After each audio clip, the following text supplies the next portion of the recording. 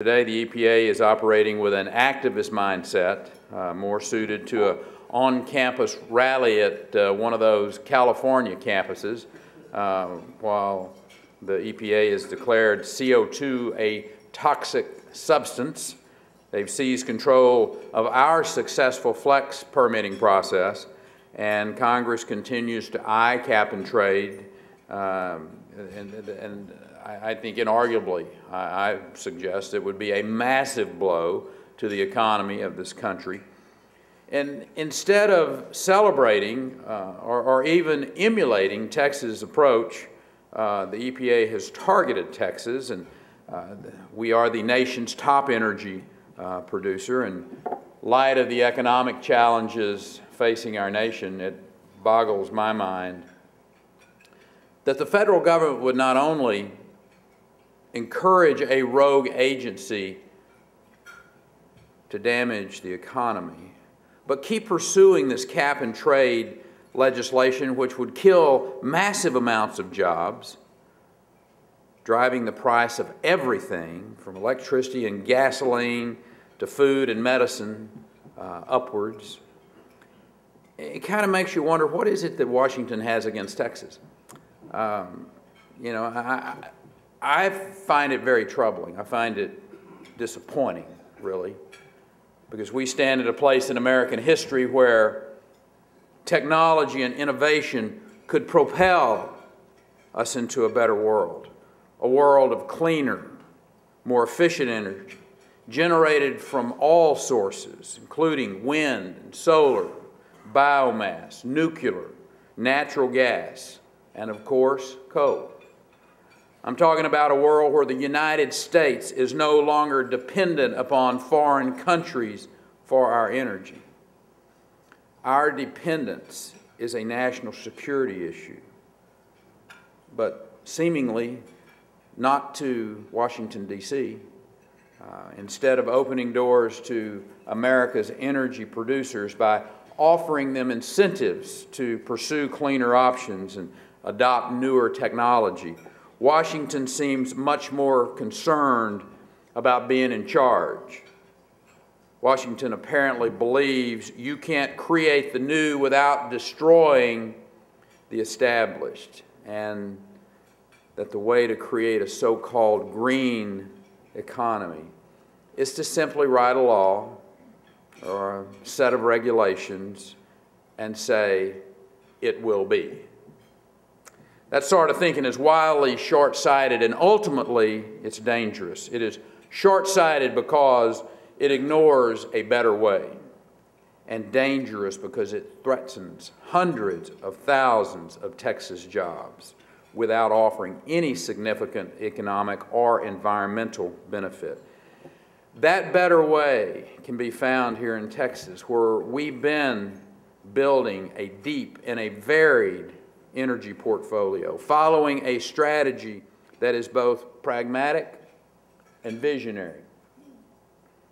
We're looking to the future, even as we continue to support the development of traditional energy sources, which are foundational, in my opinion, to any viable energy strategy. In Texas, we're making tomorrow's technologies more accessible by cultivating that job-friendly environment, offering incentives to make them more affordable. And then we're getting out of the way and let the private sector do what it does best. In August of last year, Mr. Chairman, I had the honor of signing House Bill 469. Offers a prize to the first company to come up with clean coal processes, not only that work on paper, but in real life too. Under the bill, the first 3 entities to design and build a coal plant that achieves a 70% carbon capture rate will qualify for $100 million in franchise tax credit. That incentive is how you encourage innovators to accelerate their efforts that will ultimately clean up our air, not through threats and additional miles of red tape. HB 469 also provides tax incentives for companies purchasing equipment that they use to capture, transport, and store CO2, as well as companies using CO2 for enhanced oil recovery. This is just an example of the bold steps we're taking to continue our state's tradition of innovation, keeping us out front in meeting our nation's energy needs. I happen to think the results speak for themselves. Today, Texas produces more wind power than any state in the nation, and more than all but 4 other countries. Texas is also increasingly investing in solar energy, with 3 utility-scale solar projects scheduled to begin construction soon, and others that are in the developmental phase. Through these measures, we've helped make the air that we breathe in this state cleaner than it was 20 years ago. Between 2000 and 2008,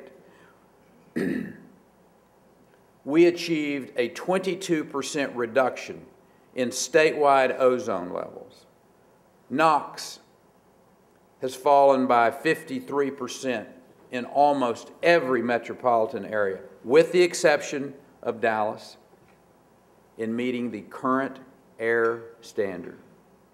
For those of you keeping track, Dallas is 1 part per billion out of compliance. But in true Texas style, we've made those air quality improvements while Texas employers are creating more private sector jobs than any other state in the nation. Ken, I thought that would be the model, that would be the goal, to clean up our air. At the same time, we're creating an economic power in this state. Texas created more jobs this year than any other state in the nation. This decade, Texas has created 850,000 jobs, which is more than the other states combined. That record is not an accident. It's the result of strong conservative leadership sticking to essential fiscal discipline. Warren Chisholm could write that little manual about the principles of governing.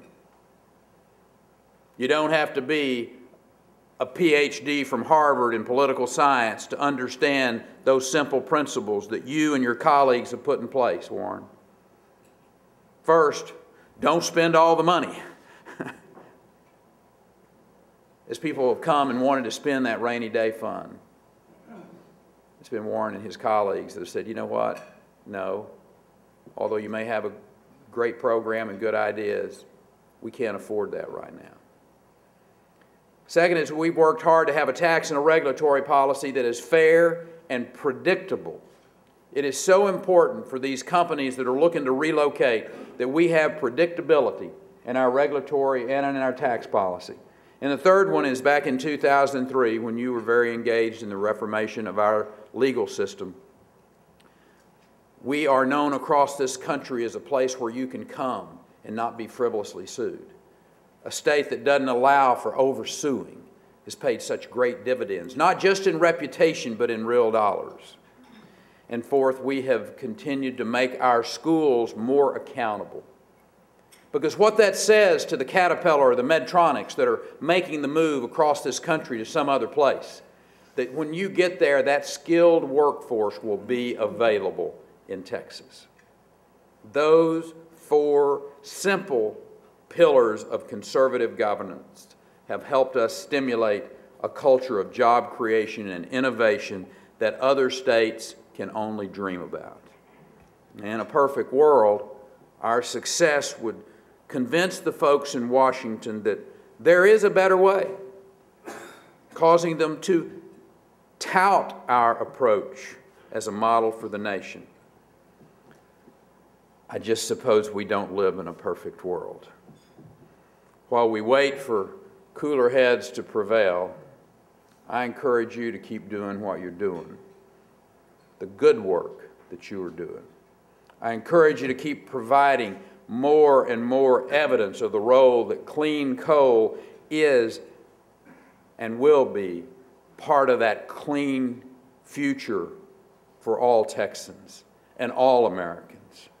In my estimation, a healthy, clean carbon industry will be a vital component of attaining energy independence, and we'll have not just you in this room, but experts across this country to thank for it the day that that happens. Thank you all, and God bless you.